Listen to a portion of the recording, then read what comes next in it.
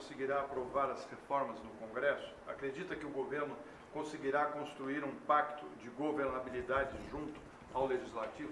Ele tem essa força, porque essa energia do começo, né, essa coincidência da sazonalidade, da mudança de ano com a mudança de governo, predispõe a sociedade brasileira, e eu tenho sintonia com o coração do povo, a ajudar.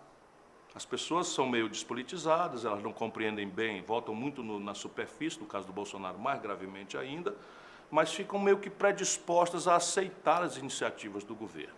É evidente que, na prática, quando se trata de interesses tão graves, concretos, centrais da vida do conjunto da sociedade como a nossa, como é a agenda brasileira, esse filtro do parlamento tem uma relevância muito grande, embora seja muito vulnerável também a esse expediente da rua que diz assim, ajuda o homem. O homem foi eleito, ajuda ele, não atrapalha. E nós temos que ter essa sensibilidade, não em respeito ao Bolsonaro, que já merece só porque é o presidente, mas em respeito aos 50 e tantos milhões de eleitores brasileiros que acertadamente ou equivocadamente deram a ele a maioria. Essa é a razão, isso é que nós precisamos entender, nós precisamos homenagear o povo, para que esse povo volte a acreditar na democracia, volte a acreditar numa proposta mais consequente, mais progressista, e não aceite esses reducionismos ridículos que vão levar a nossa sociedade a momentos ainda mais graves. Isto dito, eu diria para você que eu não sei e acho muito improvável. Nós estamos falando hoje no dia 2 de janeiro. Eu, Ciro Gomes, que sou funcionalmente obrigado a acompanhar as coisas, não conheço uma única proposta do governo. A não ser legalizar as armas. Não conheço nenhuma. Não, a retórica está aí, mas legalizar as armas por medida provisória, eu duvido da legalidade disso. Acho que, inclusive, o Supremo tenderá a dizer inconstitucional.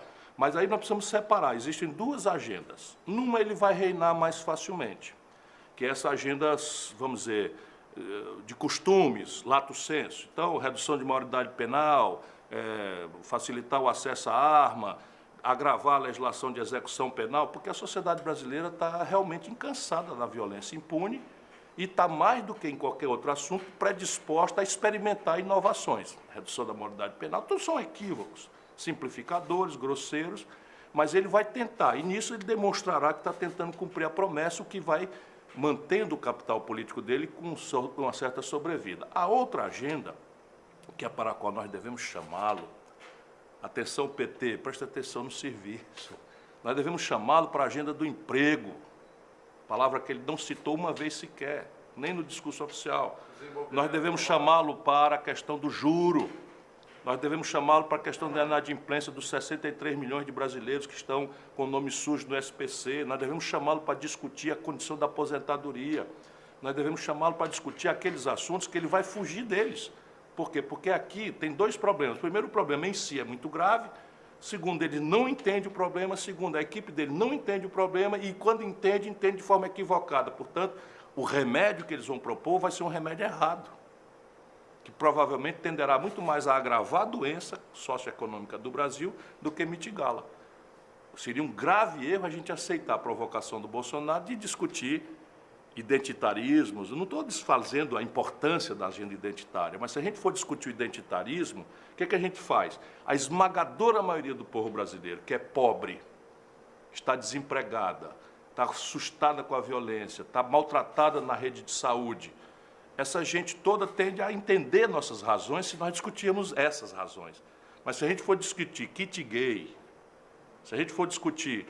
Não é que o assunto não seja grave, eu estou só dizendo que o Bolsonaro não pode escolher o campo de batalha.